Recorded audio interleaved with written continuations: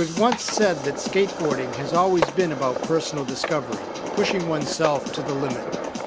But the freedom and individuality of the sport has led many to believe that mainstreaming skateboarding will threaten a breed of skaters who take their extraordinary activity to new levels.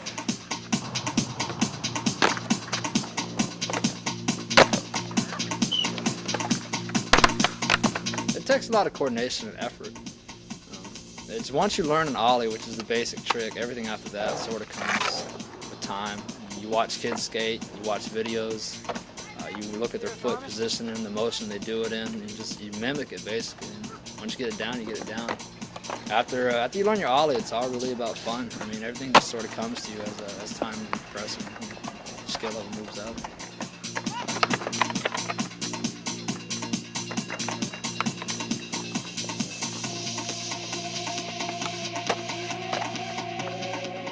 Ollie is just where you snap the back tail and you slide your foot forward. That way it brings your board up off of the ground.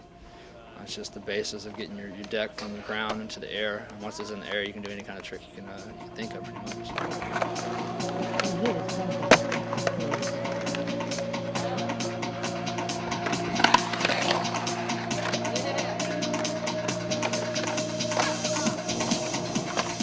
For years, the city of Milton's leaders worked to accommodate skateboarders as they rode their boards across an urban landscape that had become off-limits to them.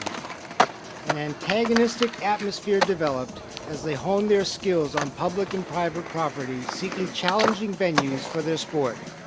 The question became where to skate.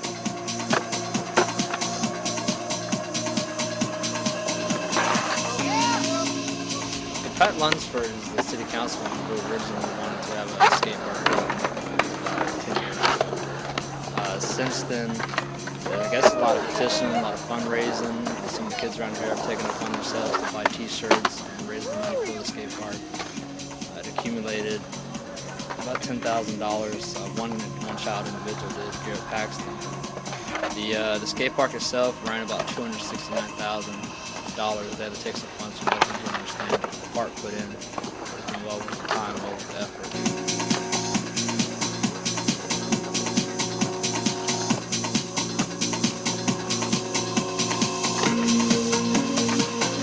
February 24, 2007, in a bold move, the city joined forces with the skaters by opening a first-rate skate park located adjacent to the community center on Byram Street. Proposed additions will include a streetscape as well as a beginner's venue and rest facilities.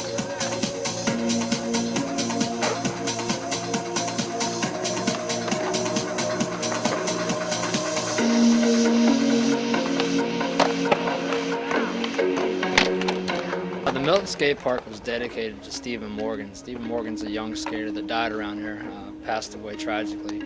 His mom, a couple of his friends, and a lot of the community is what gathered together to get a lot of the money for the skate park. So we'd like to thank his mom, Tammy Morgan, and Mrs. Morgan. She's done a lot to help us and a lot to help with the fundraisers in the area. And, I'm grateful for her. Sorry for her loss.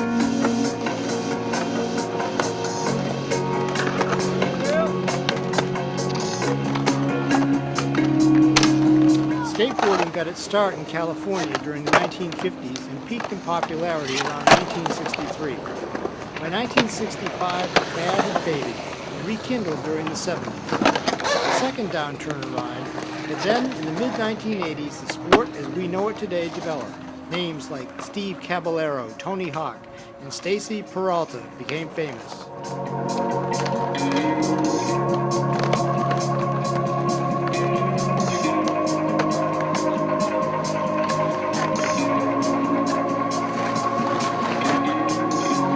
Everybody loves memorabilia, man. I got a board up on the wall back there. It's an old board from one of my friend's fathers. He used to skate when boards used to come out.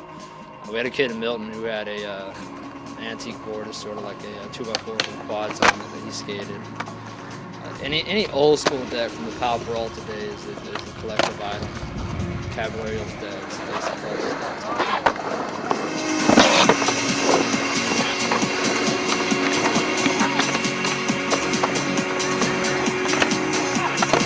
The size of our park, I mean, it's a good park. It has good flow to it. For the size of it and the amount of stuff they have in that little bit of area, it's an excellent park. I mean, it amounts to, it compares to tons of parks in the state of Florida. We have people from Alabama coming in, Atlanta, from over in Tallahassee and Jackson that come up to skate the park. It's different terrain than we're used to. It's a lot of transition, a lot of fluid, a lot of bowl, but it's something fun. It's received real well by a lot of skaters around here.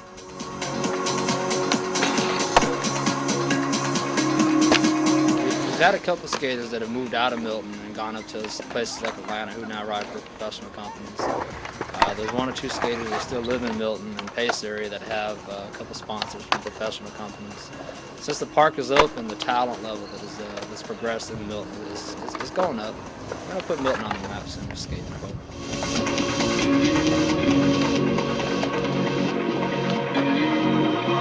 Times when the park gets busy, during the day the zone is really the older people that show up. Like when school's in, kids show up after school, so the older guys will show up prior to school. And then at 2 o'clock, 3 o'clock when school lets out, during school day it gets crowded for about an hour or two, and it dies down when the heat picks up. And then about 8 o'clock when the sun's down and the lights are on, it gets real crowded because it's a cool time. It's easier to skate when the weather's cool.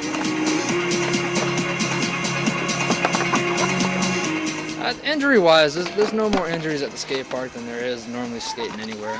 There's been a couple injuries, a couple kids have blown their knees out, we've got a couple broken wrists, but it's nothing major that's happened at the skate park.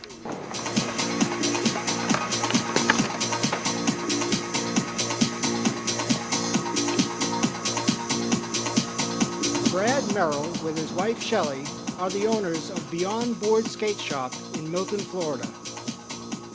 The professional level skateboards, we sell them to, that's what promotes us and keeps skateboarding alive, the industry of skating.